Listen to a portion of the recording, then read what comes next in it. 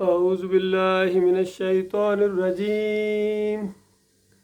بسم اللہ الرحمن الرحیم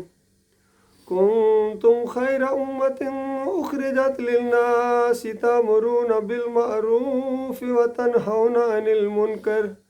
وتؤمنون باللہ ولو آمن اہل الکتاب لکان خیرا لہم منہم المؤمنون واکثرہم الفاسقون۔ یہ سورہ آل عمران کی 110 نمبر آیت ہے۔ بہت ہی اہم اور قابل غور آیت ہے، اور جو بہت زیادہ فقیہ اور بہت زیادہ متقی اور پرہیزگار تھے، امیر المومنین عمر بن خطاب رضی اللہ تعالیٰ عنہ، اس آیت کو جب پڑھتے تھے اپنے خطبے میں، انہوں نے ایک دفعہ لوگوں کو بتایا کہ لوگوں، یہ 3 باتیں ہیں، ان 3 باتوں کی وجہ سے تم خیر امت قرار دیے گئے ہو، اور جب تک یہ 3 باتیں تمہارے اندر رہیں گی تب تک تم خیر امت ہو، اور اگر یہ 3 باتیں نہیں ہوں تو پھر اس کا مطلب صاف واضح ہے۔ بالکل یہ بات سچی ثابت ہو گئی۔ یہ آیت اعلان کرتی ہے کہ اللہ کا تعلق انسانوں کے ساتھ کسی علاقے کی وجہ سے نہیں ہے، کسی دور کی وجہ سے نہیں ہے، کسی رنگ اور نسل کی وجہ سے نہیں ہے۔ اللہ کے ہاں وہ بہترین ہے، وہ پسندیدہ ہے جو اللہ سے ڈرنے والا ہے اور اللہ کا یہ مطالبہ پورا کرنے والا ہے، انفرادی طور پر ہو یا اجتماعی طور کے اوپر۔ 3 باتوں کے اوپر بہت زیادہ زور دیا گیا ہے، اور ان 3 باتوں کی شرط کے ساتھ کہا گیا کنتم خیر امہ۔ اب اس زمین کے اوپر، اس دنیا میں، اے مسلمانوں، آخری امت کے لوگوں، تم وہ بہترین امت ہو۔ کس وجہ سے اور کیوں؟ اخرجت للناس، لوگوں کی بھلائی کے لیے، لوگوں کی رہنمائی کے لیے تمہیں برپا کیا گیا ہے۔ تم اب قوموں کی قیادت کرو گے، لوگوں کے لیے ایک نمونہ بنو گے دوسری قوموں کے لیے اللہ کی بندگی کا، اور تمہارا کام کیا ہے؟ تأمرون بالمعروف۔ پہلی صفت تمہاری یہ کہ تم نیکی کا حکم دیتے ہو، یعنی جو بھی نیک کام ہے، خیر کے کام ہے، خود بھی کرتے ہو اور دوسروں کو بھی اس کی تلقین کرتے ہو، کیونکہ یہی اللہ تعالیٰ کے پسندیدہ کام ہے۔ وَتَنْهَوْنَ عَنِ الْمُنْكَرِ، اور جہاں کہیں بھی کوئی منکر ہو، ہر وہ چیز جو اللہ کی نافرمانی ہے، اللہ کو ناراض کرنے والی چیز ہے، وہ منکر ہے، تو جہاں کہیں بھی تم اس منکر کو دیکھتے ہو، تم خود تو اللہ کے فرمانبردار ہو، اور اس کے بعد جہاں کہیں اللہ کی نافرمانی دیکھتے ہو، گویا تمہاری برداشت سے یہ باہر ہو جاتی ہے، تمہیں انتہائی افسوس ہوتا ہے، غصہ بھی آتا ہے، ترس بھی آتا ہے لوگوں کے اوپر کہ اللہ کے وقار کے اوپر یہ ٹھیس پہنچ رہی ہے، اللہ کی نافرمانی ہو رہی ہے، تو تم اس کو منع کرتے ہو۔ تیسری بات یہ وَتُؤْمِنُونَ بِاللَّهِ، اور یہ نہیں کہ صرف دوسروں کو منع کرتے ہو بلکہ خود پکے مومن ہو، خود اللہ کے اوپر ایسا ایمان رکھتے ہو جس طرح ایمان لانے کا حق ہے، جس طرح تمہارا مالک ایمان کا مطالبہ کرتا ہے تم اس طرح ایمان لائے ہو۔ باقی بے شمار لوگ ہیں وہ ایمان کا دعویٰ تو کرتے ہیں، جن کے بارے میں مالک فرماتا ہے وَمَا يُؤْمِنُ أَكْثَرُهُم بِاللَّهِ إِلَّا وَهُم مُشْرِكُونَ۔ بے شمار ہیں، اکثریت ایسے لوگوں کی جو ایمان کا دعویٰ کرتے ہیں، اپنے آپ کو ایماندار سمجھتے ہیں، اور لوگ بھی ہو سکتا ہے ان کو ایماندار سمجھ رہے ہوں، لیکن ان کی اکثریت شرک کرتی ہے۔ کہیں مالک فرماتا ہے وَمِنَ النَّاسِ مَن يَقُولُ آمَنَّا بِاللَّهِ وَبِالْيَوْمِ الْآخِرِ وَمَا هُم بِمُؤْمِنِينَ۔ بے شمار ہیں لوگوں میں سے انسان ہیں، دعویٰ کر رہے ہیں، اعلان کر رہے ہیں منو رٹنوں کا کہ ہم اللہ کو بھی مانتے ہیں، ہم آخرت کو بھی مانتے ہیں۔ بتائیے اس سے بڑی بدبختی کیا ہے کہ مالک ان کو کہتا ہے تم مومن نہیں ہو۔ تو کتنے خوش قسمت ہیں وہ انسان جو ایسا ایمان لائیں جو ہمارا مالک اور خالق مطالبہ کرتا ہے۔ اور بتایا وَلَوْ آمَنَ أَهْلُ الْكِتَابِ، یہ جو اہل کتاب ہیں، اس سے پہلے ان کو کتاب دی گئی تھی، انبیاء کے ماننے والے ہیں، لیکن ان کے اندر وہی بربادی آئی ہے، شرک اور کفر ان کے اندر آیا ہے، اور اب ان کو یہ آخری موقع دیا جا رہا ہے کہ اب تم اس نبی کے اوپر، آخری کتاب کے اوپر ایمان لے آؤ، اور اگر یہ ایمان لے آتے لکان خیر اللہم، ان کے لیے یہ بڑا ہی اچھا ہوتا، ان کے فائدے کی چیز ہوتی۔ منہم المومنون، ان میں سے ہیں کچھ لوگ، بہت کم لوگ ہیں وہ ایماندار ہیں، وَأَكْثَرُهُمُ الْفَاسِقُونَ، اور ان کی ایک عظیم اکثریت جو ہے وہ فاسق ہے، فاجر ہے، نافرمان ہے۔ تو بالکل گویا آج کی اس امت کا یہ نقشہ کھینچا جا رہا ہے کہ آج تینوں چیزیں غائب ہو گئی ہیں ان مسلمانوں کے اندر، جن کو خیر امت بنایا گیا تھا۔ یہ تینوں چیزیں ان کے اندر نہیں ہیں، نہ ان کا ایمان ہے، ان کی اکثریت شرک کرتی ہے، اللہ کے علاوہ دوسروں کو پکارتی ہے، کوئی یا علی مدد کہہ رہا ہے، کوئی یا رسول مدد کہہ رہا ہے، اور کہیں چڑھاوے چڑھائے جا رہے ہیں، غیر اللہ کی نظر و نیازیں ہیں۔ ان کا عقیدہ ہے کہ عبد القادر جیلانی ہمیں برکتوں والی ذات ہے، ان کی وجہ سے ہمیں اللہ دیتا ہے، ان کے نام کی 11ویں کرو تو کاروبار میں برکت ہو جاتی ہے، اور نہ کرو تو نقصان ہوتا ہے۔ پھر 12 ربیع الاول کو جو نبی علیہ السلام کی وفات کا دن ہے، اس دن یہ خوشیاں مناتے ہیں اور نبی علیہ السلام کی نظر و نیاز کرتے ہیں، ان کی وجہ سے کھانے کھلاتے ہیں، شربت بانٹتے ہیں اور کیک کاٹتے ہیں۔ یہ ساری شرک کی چیزیں ہیں۔ پھر 10 محرم کو حسین رضی اللہ تعالیٰ کے نام کی نظر و نیاز کی جاتی ہے، شربت پلائے جاتے ہیں، شیرینیاں بانٹی جاتی ہیں، مٹھائیاں کھلائی جاتی ہیں۔ یہ ساری شرک کی چیزیں ہیں۔ گھوڑے کی پوجا ہوتی ہے، مزار کی پوجا ہوتی ہے، گنبد کی پوجا ہوتی ہے، اور پھر سب کچھ وہی کیا جاتا ہے جو اللہ تعالیٰ نے مسلمانوں کو وہاں حج کے موقع کے اوپر یا عمرے کے موقع کے اوپر جو چیزیں تھیں خالص ان کی نقل اتاری جاتی ہے۔ اب تو وہاں بھی معاملہ صاف نہیں رہا ہے، حالانکہ تھوڑی دیر کے لیے یہ مسلمان وہاں جب اکٹھے ہوتے ہیں تو بالکل اس فطرت پر آ جاتے ہیں جس کا ذکر اللہ نے قرآن کے اندر کیا ہے۔ جب یہ ان کی کشتی بھنور میں پھنستی ہے اس وقت خالص اللہ کو پکارتے ہیں، جب کبھی مشکل مصیبت آتی ہے سخت اس وقت اللہ کو پکارتے ہیں، اولاد کی امید ہو خالص اللہ کو پکارتے ہیں۔ جب اللہ ان کا کام کر دیتا ہے تو اس کے بعد یہ دوسری چیزیں ان کو یاد آ جاتی ہیں کہ ہاں فلاں جگہ منت مانگی تھی، وہاں چادر چڑھائی تھی، فلاں کے وسیلے سے یہ کرامت حسین ہے، یہ طفیل محمد ہے جی، یہ پیرا دیتا ہے، یہ غوث بخش ہے۔ اس انداز سے نام رکھ کے گویا اعلان کر دیتے ہیں کہ یہ مومن نہیں ہیں، یہ دوسروں کے ماننے والے ہیں، دوسروں کے ساتھ۔ تو بالکل یہی منظر دیکھنے میں آتا ہے وہاں تھوڑی دیر کے لیے یہ سارے جہاں سے بھی آتے ہیں، پوری دنیا سے یہ مسلمان آتے ہیں، لبیک اللہم لبیک لا شریک لک لبیک کی پکار لگا رہے ہوتے ہیں، اللہ سے فریادیں بھی کر رہے ہوتے ہیں۔ بہت کم گروہ ہیں جو وہاں بھی آ کے کہیں واسطے وسیلے کے ساتھ بھی پکاریں ان کی سنی گئی ہیں، یا حسین کی پکاریں بھی سنی گئی ہیں، وہ بھی ہیں کچھ لوگ، لیکن عام اکثریت جو ہوتی ہے وہ خالص اس وقت اللہ کو پکار رہی ہوتی ہے، اور ایسا لگتا ہے کہ یہ قوم اللہ کو ماننے والی ہے۔ لیکن یہی جب اسی حج سے ادھر سے یا عمرے سے فارغ ہوتے ہیں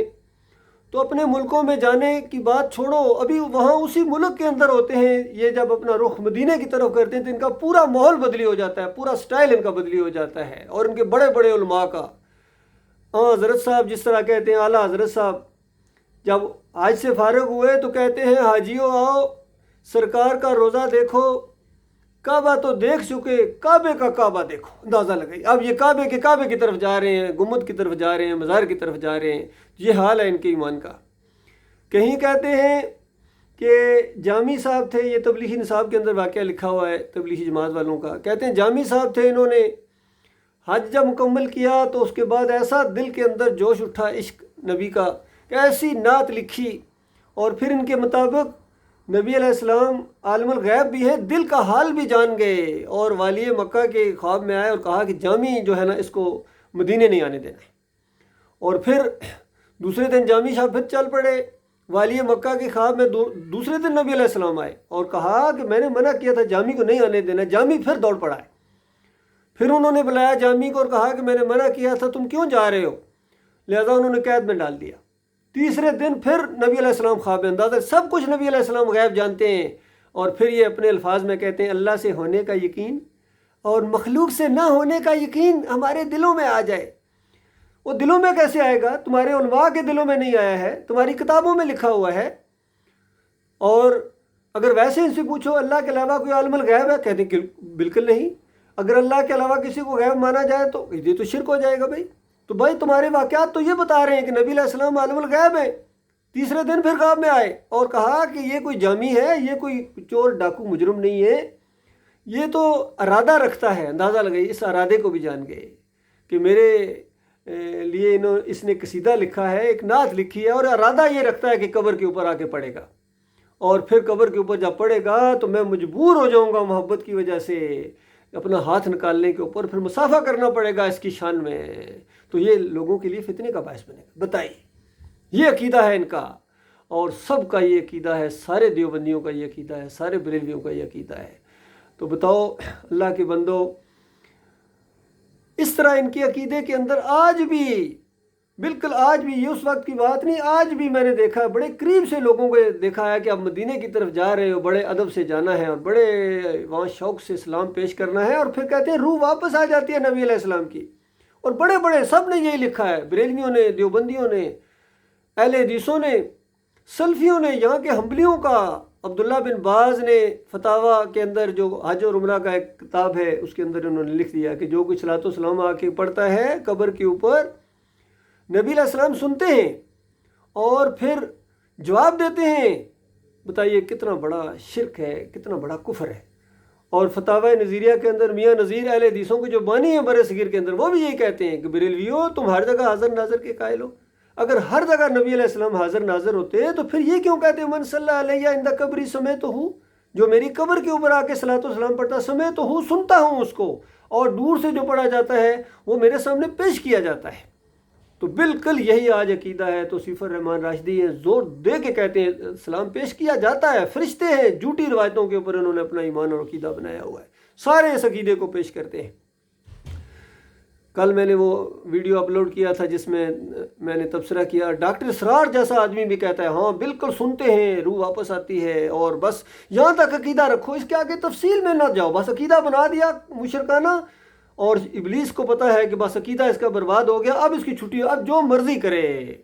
تو اللہ کے بندو، یہ سب کا یہ عقیدہ ہے، یہ سب قبر کے پجاری ہیں، گنبد کے پجاری ہیں، گنبد کے رکھوالے ہیں، شرک کے رکھوالے ہیں اللہ کے بندو۔ اور پوری طرح میں نے وہاں جا کے دیکھا ہے کہ مسجد کے اندر کھڑے ہو کے پوری طرح گنبد نظر آ رہا ہے، اور گنبد کے جو عاشق ہیں، بتاؤ ان کی نظریں کس طرح جھک جاتی ہیں، کس طرح وہاں سجدے کرتے ہیں، رکوع کرتے ہیں۔ تو ان کے عقائد کے اندر بربادی ہے، تو ایماندار نہیں ہیں۔ تو بتاؤ یہ جب ایماندار نہیں ہے، دوسروں کو کیسے شرک سے منع کریں گے؟ کسی جگہ جب کسی مزار والے کو، آج بر امام والے کو جا کے کہو گنبد نہ بناؤ، علی اجویری کے گنبد جو بنا ہے باٹی کے اندر اس کو اگر منع کرو، نجف والوں کو منع کرو، بغداد والوں کو منع کرو، تو آگے سے فوراً کہتے ہیں اچھا اگر یہ گنبد جائز نہیں ہے تو وہ مدینے میں جو قبر نبوی کے اوپر بنا وہ کیسے جائز ہے؟ تو بتاؤ اللہ کے بندو، یہ تو 668 ہجری میں بنایا گیا ہے، ترک مشرکوں نے جو قبر پرست تھے انہوں نے بنایا ہے، اور ابھی تک اس سارے سسٹم کو انہوں نے قائم رکھا ہوا ہے، شرکیہ سسٹم کو۔ تو بتاؤ اللہ کے بندو، اب تم خیر امت ہو، اب کرتے رہو حج، عمرے پر عمرے کرو، نمازیں پڑھو، تہجد گزاریاں کرو، اور رمضان کے مہینے کے روزے رکھو، جو مرضی کر لو، تمہارا کوئی عمل اللہ کے ہاں قابل قبول نہیں ہے، اور تم خیر امت نہیں ہو اب، کیونکہ نہ تمہارا ایمان صحیح ہے، نہ لوگوں کو برائی سے روکتے ہو، بلکہ برائی کے تم پیش کرنے والے ہو، دوسری قوموں کو گنبد بنا کر دیتے ہو، فحاشی کے اڈے تم نے قائم کیے ہوئے ہیں، اور ہر وہ برائی جو اللہ جس سے منع کرتا ہے وہ تمہارے اندر آ گئی ہے، گانا بجانا ہو، وہ سود کا معاملہ ہو، وہ واسطے وسیلے ہوں، وہ پکارے ہوں، ہر شرک ان کے اندر ہے، ہر کفر ان کے اندر موجود ہے۔ تو بتاؤ یہ برائی سے کیسے منع کریں گے؟ یہ صحیح کا حکم کیسے دے سکتے ہیں؟ اور یہ مومن بھی نہیں ہے، یاد رکھیے۔ اسی وجہ سے پوری زمین کے اوپر یہ ان مسلمانوں کے ساتھ جو درگت بنی ہے، ذلت اور خواری، کبھی آپس میں لڑتے ہیں، کبھی دوسرے ان کو مارتے ہیں، اور ان کے دست بستہ غلام بنے ہوئے، ان کے اندر وہ جرت ہی نہیں رہی ہے، کیونکہ ایمان کے اندر خرابی آ گئی ہے، یہ شر الامت اب بن گئی ہے، دوسروں کے لیے نمونہ بننے کی بجائے، بلکہ عام طور پر یہ بات مشہور ہے لوگوں کے دماغوں کے اندر، پوری دنیا کے اندر، کہ اچھا یہ مسلمان ہیں، یہ جھوٹ بولتے ہیں، یہ پاکستانی ہیں، یہ بنگلہ دیشی ہیں، یہ جناب فلاں کی جگہ کے رہنے والے ہیں، ان کے اوپر کوئی اعتماد کرنے کے لیے تیار نہیں ہے۔ ان کے سیاسی لیڈر دیکھو، ان کے عسکری لیڈر دیکھو، ان کے مذہبی لیڈر دیکھو، ایک سے ایک کرپٹ آتا ہے، کوئی دنیاوی لحاظ سے کرپٹ ہیں، کوئی دینی لحاظ سے کرپٹ ہیں، دینی کرپشن بھی عام ہے۔ یہ جو دینی کرپشن کا عام طور پر ذکر نہیں کیا جاتا ہے، یہ اذان کے اوپر پیسے لینا، یہ نماز پڑھا کے پیسے لینا، یہ دین کی تعلیم دے کے اس کے پیسے وصول کرنا، یہ کرپشن ہے۔ جس کا پیٹ دین کے ساتھ لگا ہوا، جس کا معاش کا ذریعہ دین ہو، وہ کبھی حق بات بیان نہیں کر سکتا ہے۔ تو لہٰذا ان کو اب امام بنانا، ان کو لیڈر ماننا، ان کے پیچھے نمازیں پڑھنا، یہ اللہ کے غضب کو للکارنے کے برابر ہے۔ یاد رکھنا اللہ کی کتاب کا فتویٰ ہے کہ جو بھی شرک کرنے والوں کو، کفر و شرک پھیلانے والوں کو اور اجرتیوں کو اپنا امام بنائے گا، اپنا لیڈر بنائے گا، تو ان کے ساتھ ہمیشہ کی آگ کے اندر آپ کو رہنا پڑے گا، چاہے دل مانے یا نہ مانے۔ بیڑیاں پڑی ہوئی ہوں گی، گلے میں توق پڑے ہوں گے، زنجیروں کے اندر فرشتے گھسیٹ رہے ہوں گے، کبھی ایک جہنم کی وادی میں، کبھی دوسری میں۔ خون اور پیپ کی وادیاں ہیں، تھور کا درخت وہاں منہ کے اندر نلے کے ساتھ ڈالا جائے گا، باقی جو بچے گا سر پر ڈال دیا جائے گا، کھالیں ان کی پگھل جائیں گی، بنی سری جس طرح ہوتی ہے اس طرح ان کا حال ہوگا۔ وہاں چیخیں گے، پکاریں گے اپنے علماء کے اوپر، اپنے لیڈروں کے اوپر، لعنتیں بھیجیں گے، وہ ان کے اوپر لعنتیں بھیجیں گے۔ یہ ایک سلسلہ ہمیشہ ہمیشہ کے لیے شروع ہو جائے گا۔ اللہ کے بندوں، کیسی زندگی ہے وہاں ایک لمحے کے لیے، اور سارے طریقے جب ختم ہو جائیں گے، آخری ہوک جو ان کے اندر سے اٹھے گی، فرشتہ داروغہ جہنم کو کہیں گے کہ اب تو ہمارا مالک ہماری بات نہیں سنتا ہے، تو ذرا اللہ سے فریاد کر کے۔ اب یہ بھی بات نہیں ہے کہ ہمیں یہاں موت دے دی جائے یا یہاں سے نکال دیا جائے، اب صرف اتنی فریاد ہے کہ بس کسی ایک دن تو ایک لمحے کے لیے ہمارے عذاب کے اندر کمی کر دی جائے۔ اندازہ لگائیے، یہ ان کی خواہش بھی ان کے منہ کے پردے ماری جائے گی۔ بے ایمانو، اب تمہیں چیخو پکار یاد آئی ہے؟ دنیا میں تمہیں کس طرح ایمان عقیدے کی طرف، اللہ کی فرما برداری کی طرف بلایا جاتا تھا، تم انکار کرتے تھے۔ جب اکیلے اللہ کی طرف بلایا جاتا تھا، اللہ کی توحید کی طرف بلایا جاتا تھا، اس وقت تمہیں یہ بات اچھی نہیں لگتی تھی، کبھی عیب نکالتے تھے، کبھی الزامات لگاتے تھے، کبھی انتشاری اور کبھی باغی کہتے، ساری باتیں یاد دلائی جائیں گی کہ اب چیخ رہے ہو، اب مزے چکھو، ایک لمحے کے لیے بھی تمہارے عذاب کے اندر کمی نہیں، بلکہ ہر لمحے عذاب کے اندر اضافہ ہوگا۔ اللہ تعالیٰ ایسے خوفناک انجام سے اپنی پناہ میں رکھے۔ اللہ کے بندوں، ہمارا کسی مسلک سے کوئی تعلق نہیں ہے، نہ ہم سیاسی لوگ ہیں۔ یہ دنیا ہماری جو سالے سیاست ہے، یہ ان کی سیاست سے بہت اونچی ہے۔ ہم تو پوری دنیا کے نظام کو، کیونکہ یہ جو دین کا معاملہ ہے، ایمان کا معاملہ ہے،